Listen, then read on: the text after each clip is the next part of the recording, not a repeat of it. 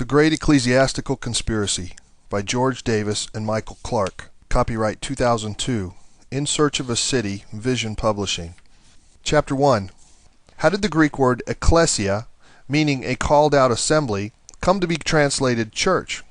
Why did the Greek words presbytery, the elderly, apostle, envoy or sent one, and deacon, servant, remain untranslated into their anglicized form? Why was the Greek word presbyteros, older or elderly, translated priest? Why indeed, there is little doubt that these words remained untranslated so that the clergy could redefine them, interpreting them with the strongest institutional and hierarchical connotations. Was this mere ignorance, or a means of creating a ruling class of super saints? It is clear to us that down through the years the scriptures have been subjected to papal tampering. There even remains evidence that some of the early manuscripts were altered. Quote, "But almost all authorities on the text agree that they preserve a better text than the standardized 5th century one, which shows clear signs of having been edited." Erdman's Handbook to the Bible, page 73. End quote.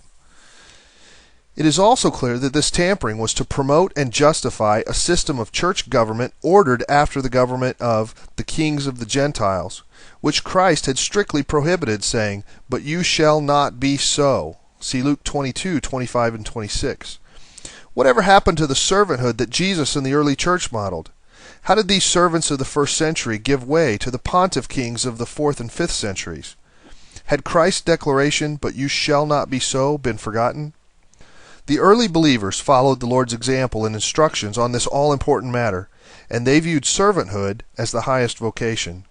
But by the close of the 1st century, the subtle signs of the rise of the bishops began, ever so cunningly, to corrupt the simplicity of the faith and to defile the example of the lowly Christ.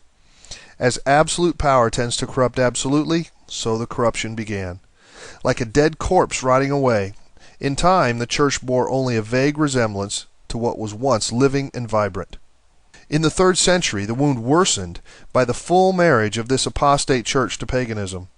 This new Christianity became the imperial religion of the Roman Empire. It was there, at Constantinople, that the very first Christian temples were constructed. They were merely Christianized pagan temples. The priesthood was fashioned after a mixture of the Old Testament and pagan priesthoods. Finally, Rome had done it. If they could not add Christ to the pantheon, they would bring the pantheon to Christianity.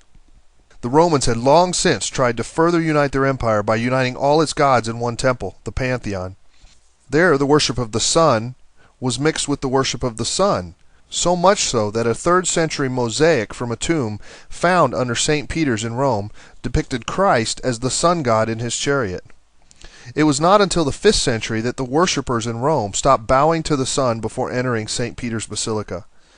Quote, "Pope Leo I, in the middle of the 5th century, rebuked worshippers who turned around to bow to the sun before entering St. Peter's Basilica." End quote. Erdman's Handbook to the History of Christianity, page 131. The deception reigned unchecked for 925 years, until William Tyndale challenged this religious institution with the light of the truth. He revealed part of the conspiracy that had enslaved the family of God in this twisted, abnormal thing, which the Pharisaical clergy called the church. Although he revealed some of the conspiracy, changing history forever, it nonetheless remains.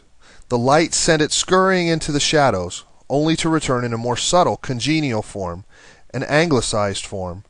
It now smiled as it placed the dagger between the 4th and the 5th rib.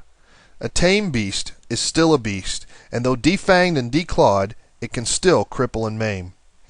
After Tyndale was martyred for his efforts, and all but 2 of his Bibles destroyed, several important events occurred. First, Henry VIII evicted the Catholic Church from England because the Pope refused to annul his marriage with Catherine of Aragon and sanction his illicit relationship with Anne Boleyn. The break with Rome came in 1534, when Parliament passed the Supremacy Act, making Henry head of the Church of England.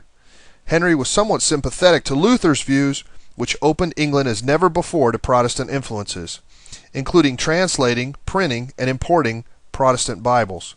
Some men, such as Coverdale, were inspired to continue in the spirit of Tyndale's work. There was also the Geneva Bible, which effected great changes throughout Europe.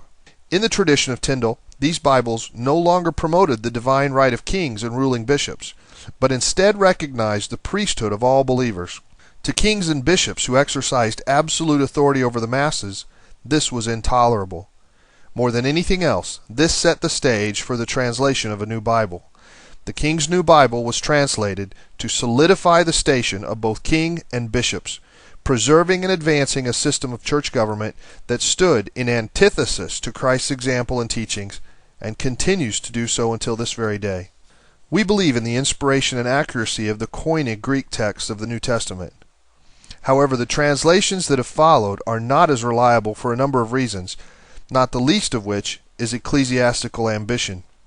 Historically, this love letter from God that we call the Bible was shaped into a scepter of power in the hands of popes, kings, and would-be kings to further consolidate their power over the masses.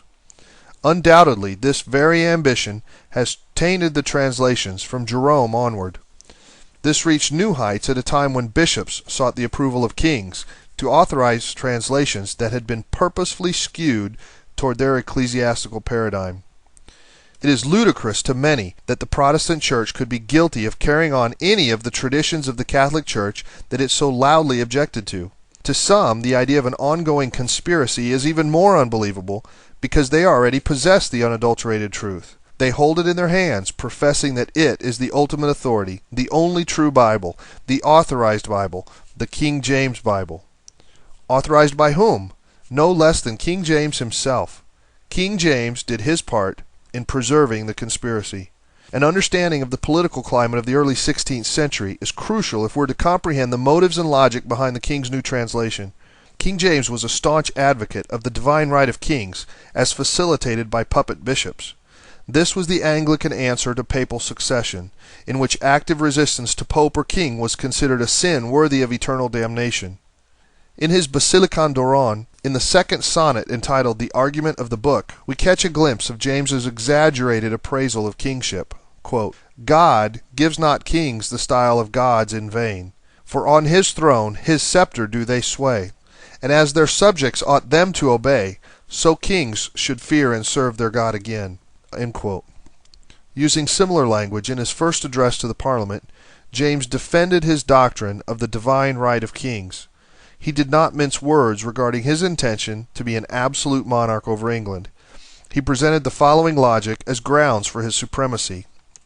Quote, the state of monarchy is the supremest thing upon earth, for kings are not only God's lieutenants upon earth and set upon God's throne, but even by God himself they are called gods. End quote. True to his words, James dissolved Parliament, and for 10 years thereafter he ruled England without it. Considering James's overstated view of kingship and his disregard for the parliamentarian style of leadership, it is understandable that he would also have apprehensions regarding Presbyterianism. This style of church government was developed by Calvin in Geneva and had no place for kings or bishops. In his excellent book entitled In the Beginning, Alistair McGrath tells of a particular event that took place in Scotland, which shaped James' views on this matter. Quote, his views on this matter were shaped to no small extent by some unpleasant experiences with Scottish presbyteries, particularly under Andrew Melville, a Scottish Presbyterian who had taught at Geneva Academy, and formed a close personal relationship with Calvin's protege, Theodore Beza. At a heated encounter between the king and senior churchman at Falkland Place in October 1596, Melville had physically taken hold of James and accused him of being God's silly vassal. Melville pointedly declared that while they would support James as king in public, in private they all knew perfectly well that Christ was the true king of Scotland, and his kingdom was the Kirk, a kingdom in which James was a mere member, not a lord or head. James was shaken by this physical and verbal assault, not the least because it suggested that Melville and his allies posed a significant threat to the Scottish throne. End quote. In the Beginning, page 140. James also developed a dislike for the Geneva Bible, which was widely read and promoted by the Puritans. At that time it was in fact the most popular Bible in England. James's disdain for the Geneva Bible was not so much due to the translation itself, but primarily because of its marginal notes that promoted the notion that all believers comprised the New Testament priesthood, and that they, not the king, were God's anointed.